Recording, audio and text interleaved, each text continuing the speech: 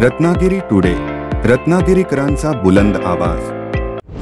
दोन अपत्यापेक्षा जास्त असेल, कारण का एका बाजूला मतदान करत असताना मोदीजी नको, हिंदुत्ववादी विचाराचं सरकार, महायुती सरकार नको, पण अन्य वेळी आमच्या प्रत्येक शासकीय योजनेचा लाभ घेणारे मुसलमान समाजाचे कुटुंबे असतात।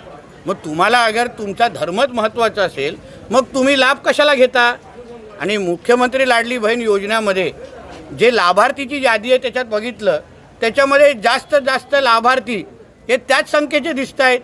म्हणून मी आदरणीय मुख्यमंत्री देवेंद्र फडणवीसजींना आम्ही विनंती करणार आहे, फक्त आमच्या आदिवासी समाजाला बाजूला म्हणजे वगळून बाजूला ठेवून अन्य ज्यांना दोनपेक्षा जास्त अपत्य असतील त्यांना त्या योजनेमधून वगळावं, मुख्यमंत्री लाडली बहीण योजना, जेणेकरून जास्तीत जास्त हिंदू समाज आणि त्याचबरोबर जे सरकारला मतदान करतात, मोदीजींच्या नेतृत्वावर विश्वास ठेवतात, महायुती आणि आमच्या देवेंद्रजींच्या विचारावर विश्वास ठेवतात, त्यांनाच आमच्या योजनेचा लाभ भेटला पाहिजे।